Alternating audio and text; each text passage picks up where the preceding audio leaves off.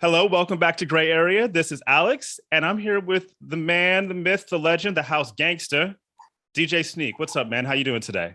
I'm feeling good. I'm feeling grateful today, man. Good day in LA. I love to hear that. I love to hear that. The weather's good. Weather's always great here. It's actually been super hot the last few weeks, and just this past week, temperature dropped at least 20 degrees, so it's just about right. Between 70 and 80, you know what I'm saying? So That's like the perfect spot right there. yeah. And much better than Chicago or Toronto. Yeah, I mean, they definitely have seasons here. Seasons kind of blend into one because it stays kind of relevant. Mild. Yeah, it's mild, like compared to the winters that I lived in Chicago and Toronto. Yeah.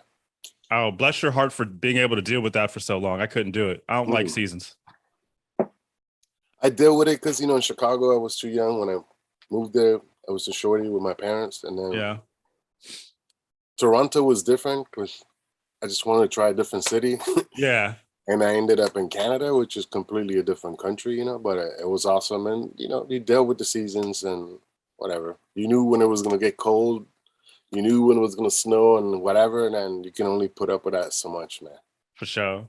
Well, I want to talk about for a second you actually moving to Chicago in the first place. You moved there from Puerto Rico. Big ups Puerto Rico. I'm Puerto Rican myself. Yes. Boricua, man. I was born, raised in Puerto Rico, and then my parents moved in '83 to Chicago. I want to ask two questions about that. What was behind the move to the States? And also, what were your parents listening to in the house that were kind of early influences on you?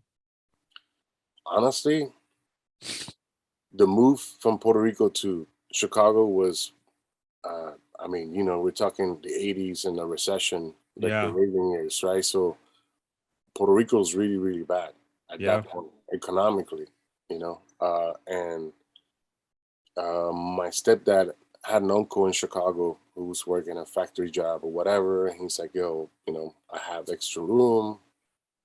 Come here and set up. And that's what he did. He set up in like 6 months. He kind of went, set it up, and then sent for me and my mom and my brother. And, while most Puerto Ricans end up in the East Coast, we ended up in Chicago. Yeah. And it was cool. It was a culture shock, all that stuff.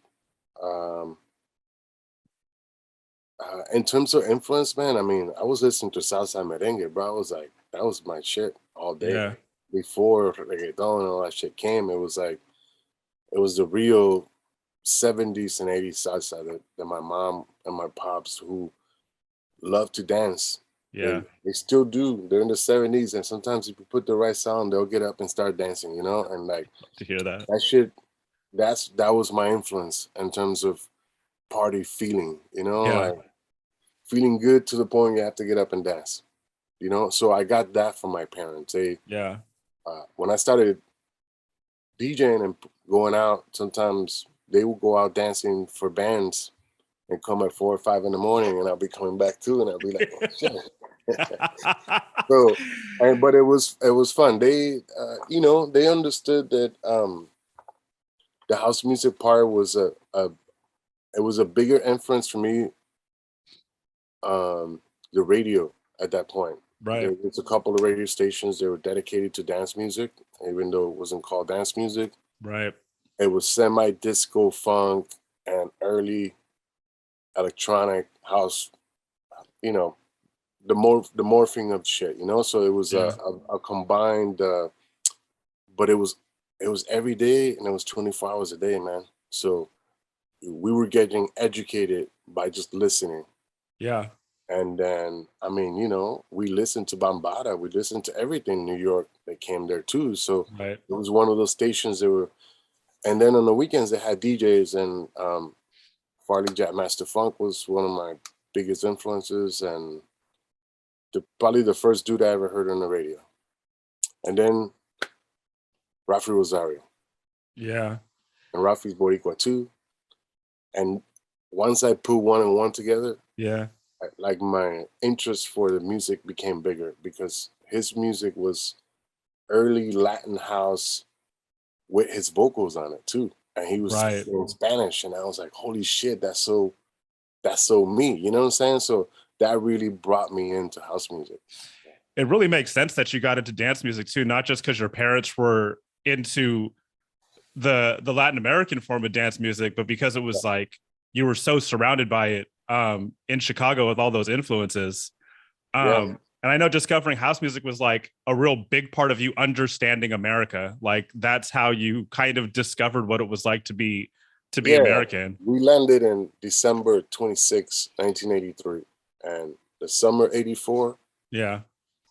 Because, you know, the season shit. So first 3 months we were locked up inside, and then came, you know, March, April, May, you know, spring, we started seeing other little homies in the neighborhood and going out. And that's when I really, like, it hit me that I lived in Chicago, that I was no longer in Puerto Rico and shit.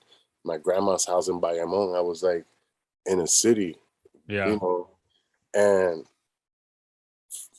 I mean, shit, I was 13, and I was like, I'm gonna soak it up. I'm gonna soak it up because I was interested in the culture. So I'm a graffiti writer too. So I was doing graffiti. That's when I went from regular drawing to graffiti, and the name Sneak came from that part.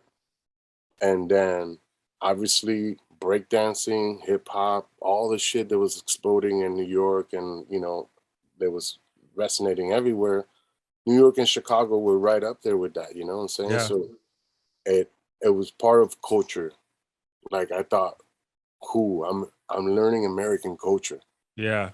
But really I was learning multicultural mix of like Dominican, Boricuas, Mexicans, Blacks, Polish, Ukrainians.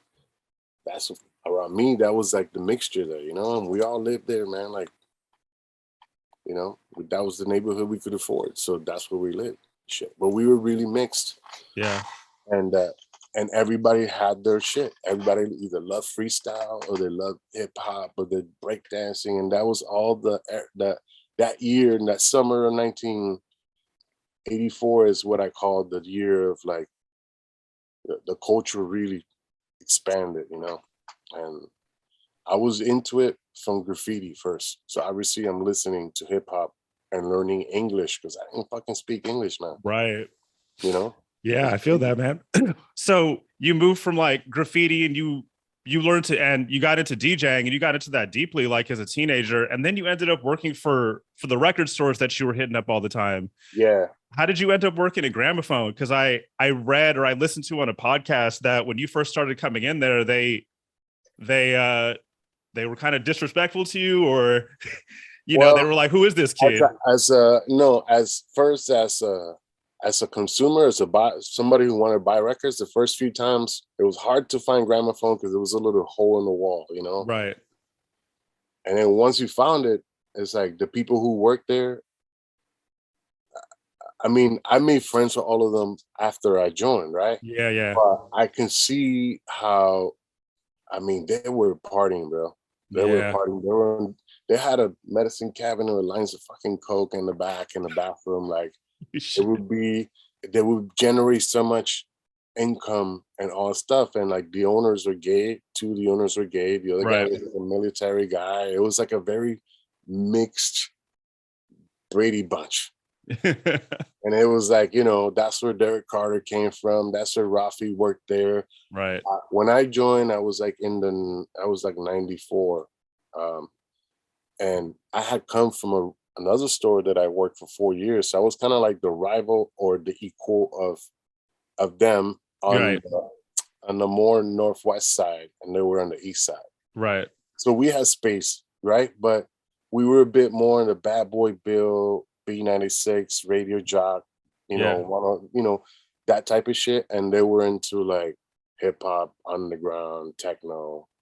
You know, it was like that. So, but as a consumer, when I first went, I left pissed off because nobody helped me.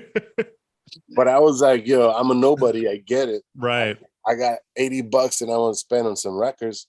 So, you know, I kind of got pissed off and I left the first time. The second time I was like, you know what? I fucking came. These motherfuckers not going to help me again. Okay, I'm just going to pick some shit that I know. Boom, boom, boom. White label. and took a chance. Then when I came as again, I came from a general management and main record buyer for one store to Gramaphone, and I took a part-time just selling shit. I didn't want to do management because the first week I showed up, I saw everything that was wrong in that fucking store, and I was like, I had a meeting with the boss. I said, look, I'm not gonna snitch, but bro, these motherfuckers are ripping you off. You know what I'm saying? Like just walking out the door and you ain't even paying attention. So then things switch a bit. Yeah. And people feel intimidated because I wasn't just I didn't know about this style of music. Yeah. I knew what was playing on the radio. Right. I knew what was coming up on the hip hop. I learned from Oscar McMillan, who was the main record buyer Gramaphone for Deep House. And like he brought all the New York and all the other shit that was dope from Europe. I learned from everybody and became friends with everybody. So when they were in there, I could still sell their part of the wall. So working there was like an education for you. 100%, man. I mean, I had put in already 5 years before because I worked in another store before that other store. So I already worked 5 years at different stores. So when I went there, I upped the game, and then I was like, look, you could do this a little bit different and have it better. And Gramaphone was definitely like high school. Yeah. You know, the other store was like my middle school, and Gramaphone was like my last 2 years in high school, moving from one store to another. Because after 2 years, I was already getting booked because I was putting out records on Casual and Strictly and things like that. And my boss Joe is like, dude, I need you here on Saturday, and if you're not here on Saturday, then my friend, you have to go and do your shit, you know, because you're ready. So he kind of like graduated me. Like, that's funny too that you and like that progression from one record store to the other, and then moving on to like your life as a DJ and a producer, like that happened as a source of being at the record store.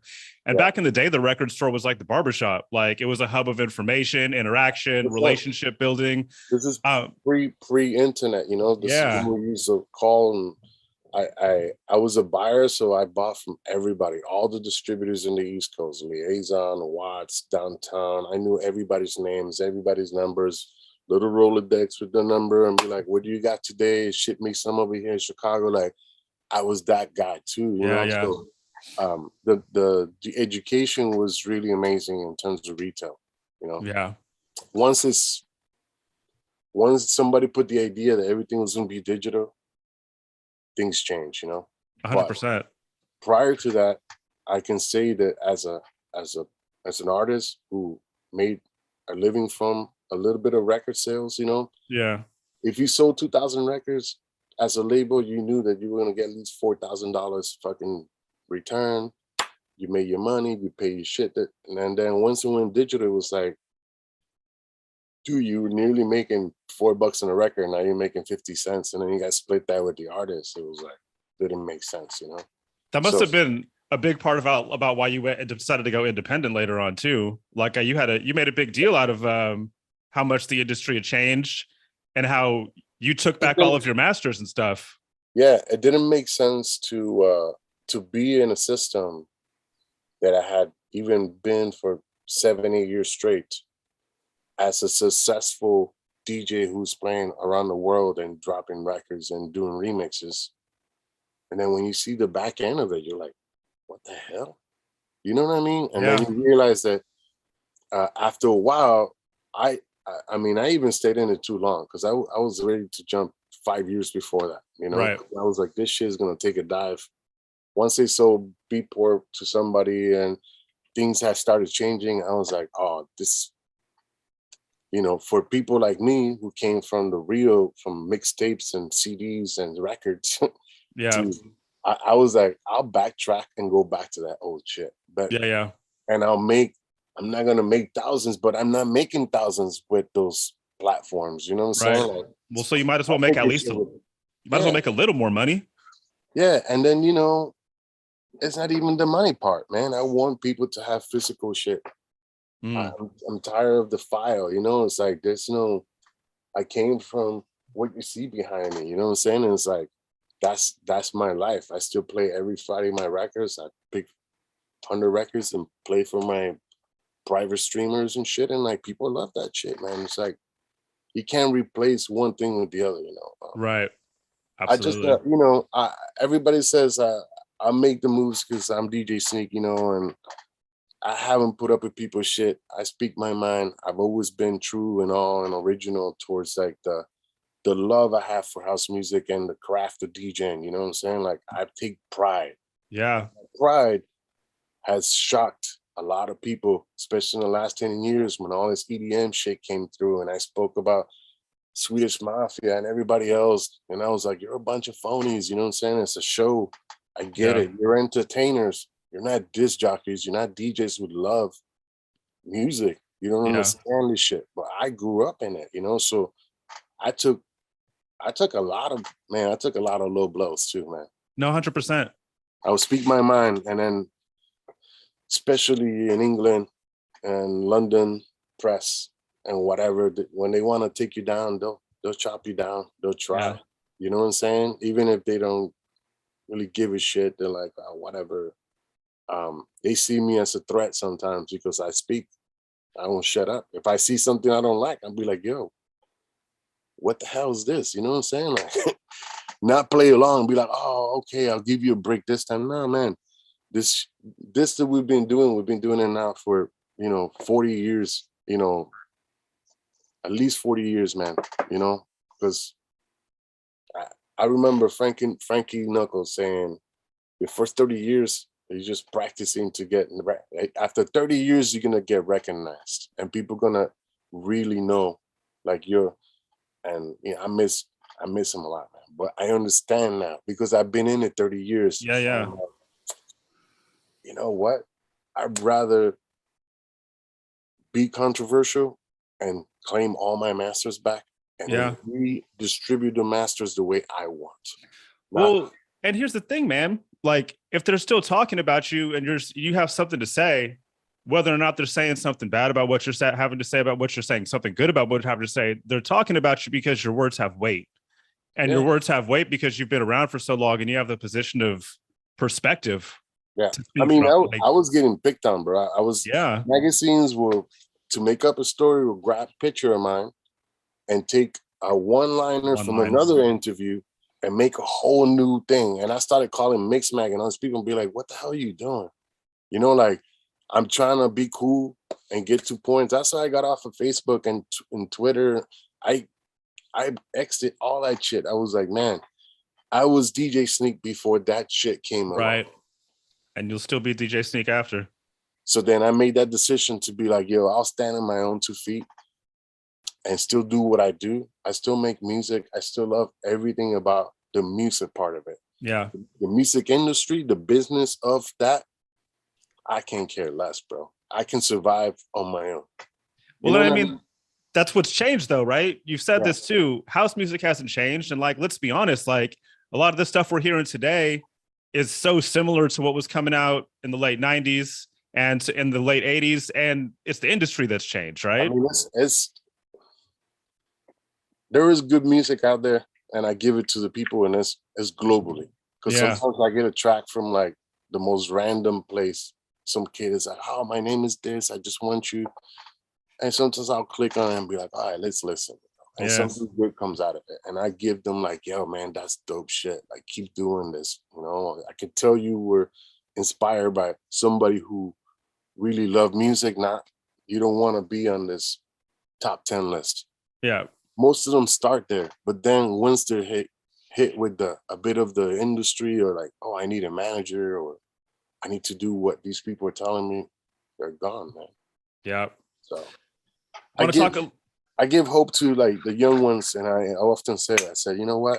Don't spend your time and bullshit with these digitals. Press 200 or 300 records, and at least those records will be distributed, and those records get sold and bought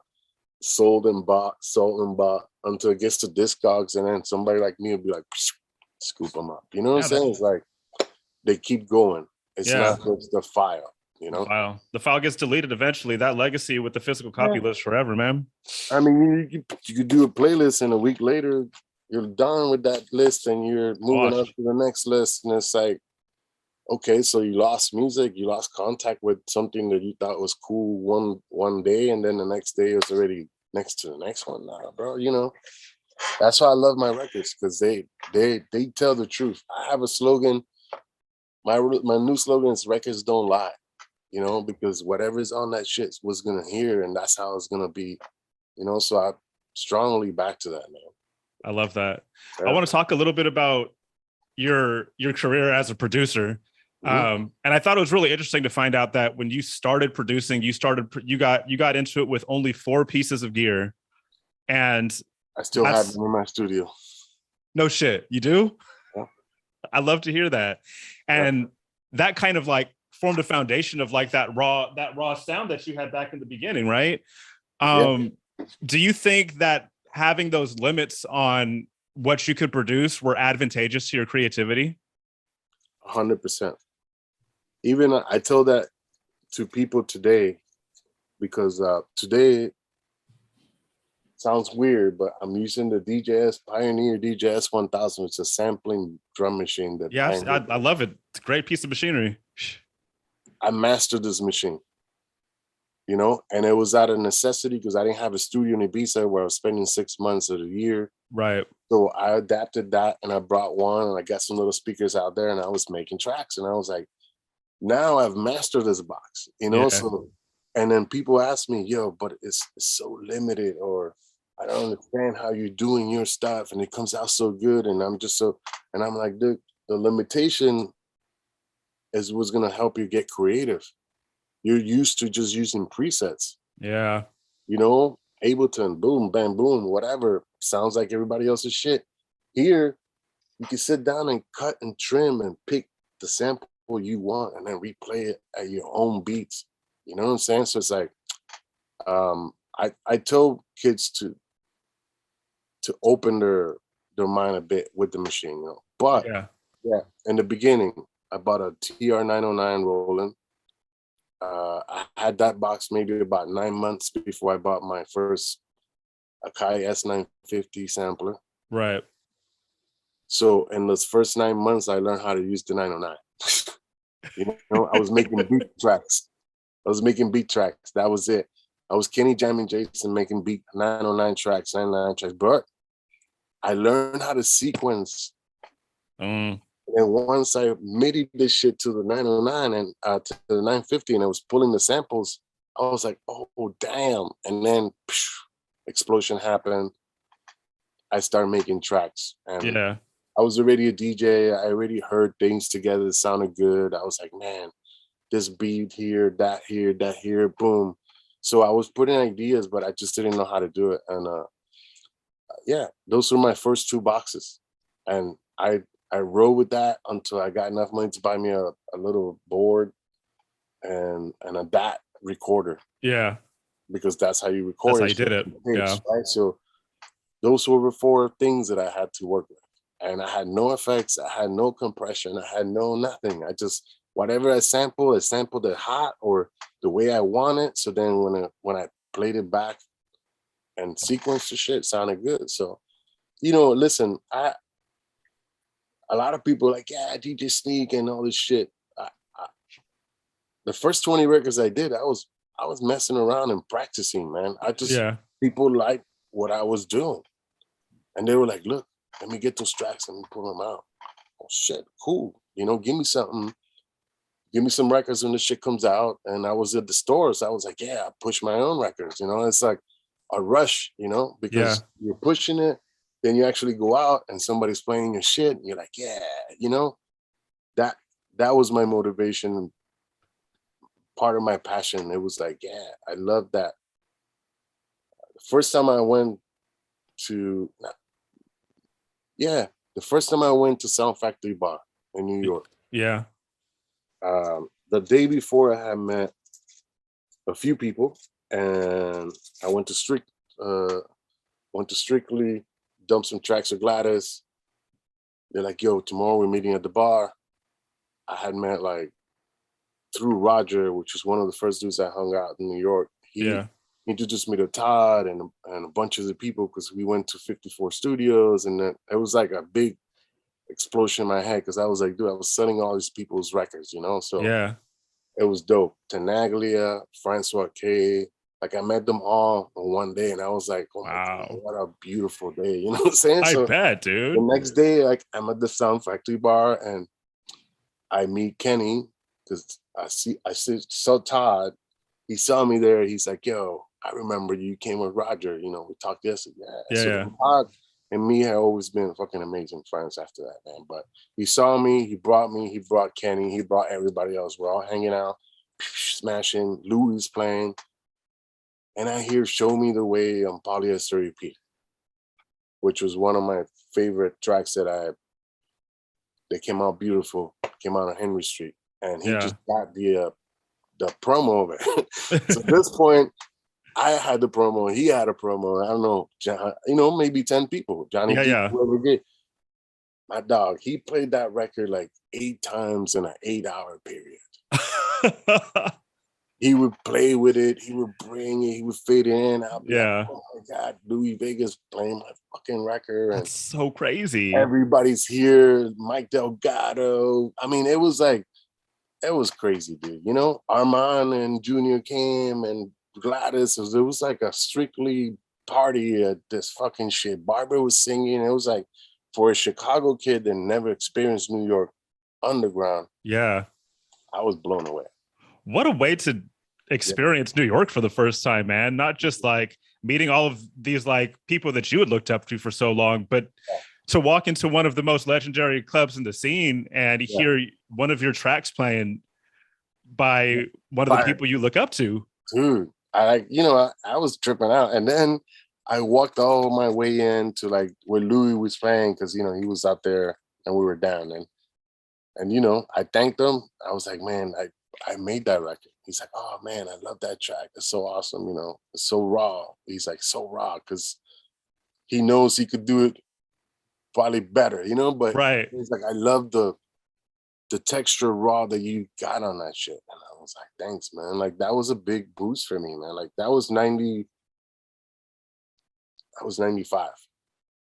Wow. 95. And things like that kept pushing me, man. I had nothing to lean on.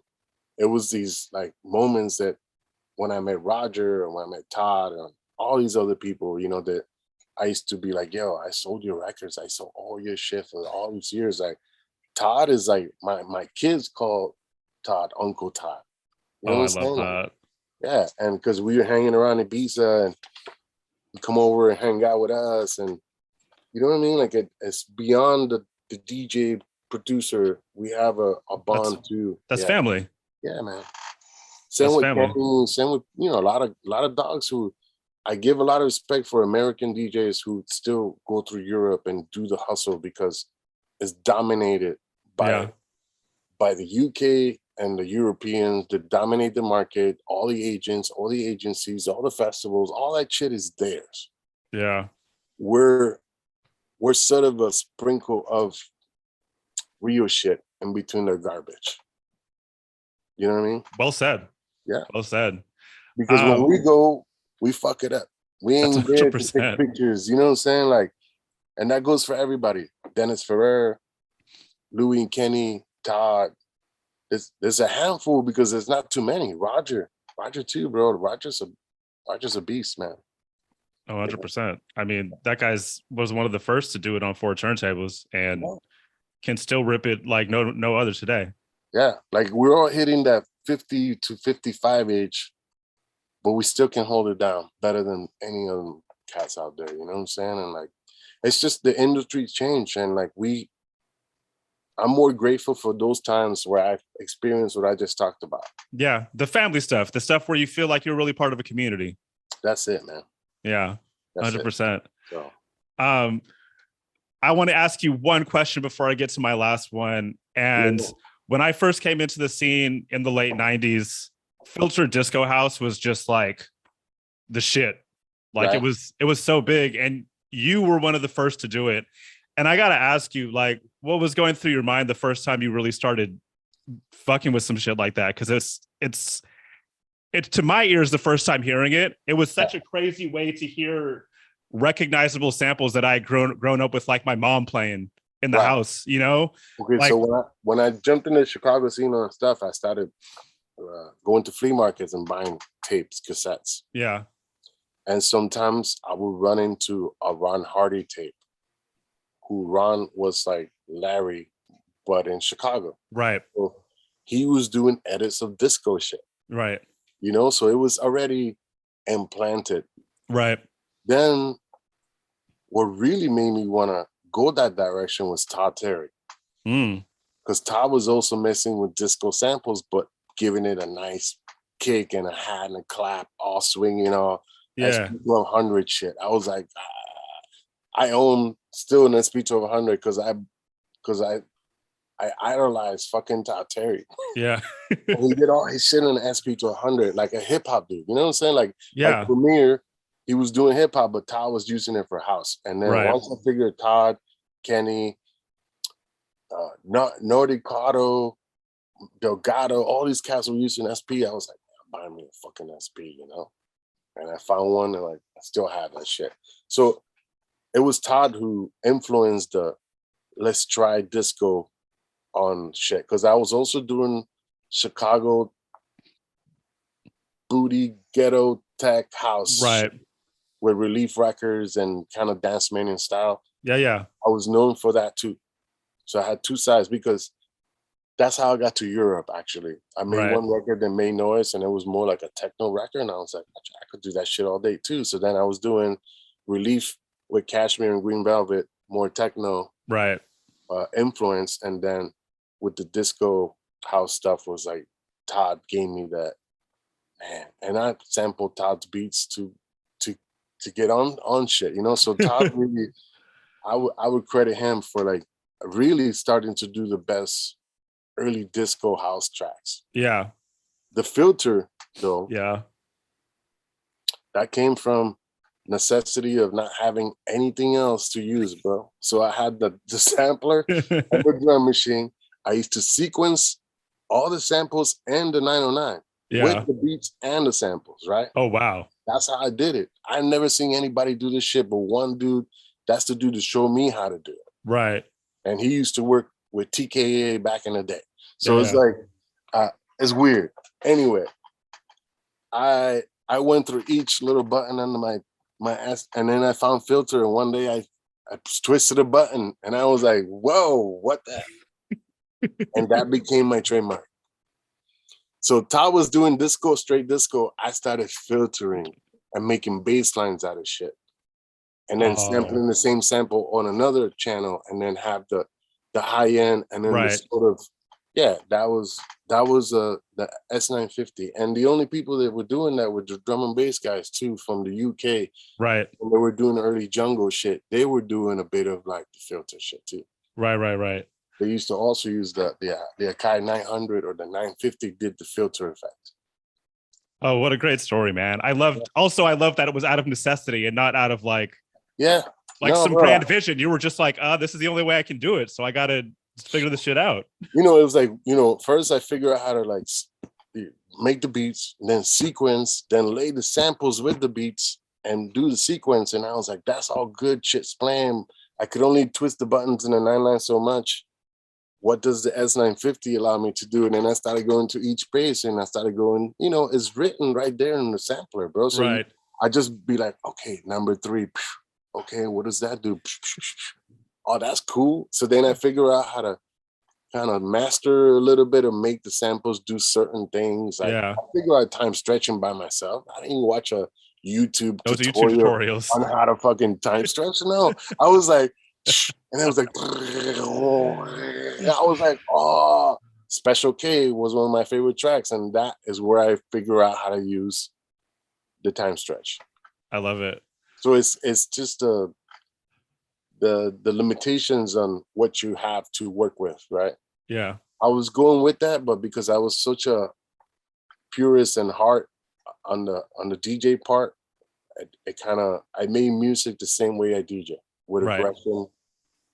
I could be the sweetest fucking smoothest motherfucker, and I could be the most aggressive DJ, but still sound good because you're craving the energy. That all comes from that shit, man. It's the many levels of like the record store, everything happened, and so it's piled up. You know, it's unfair for a lot of people who sort of want to make it these days, because I'd be like, I don't even know how to tell you how to get up, you know, because the way I did it was the OG day. Yeah.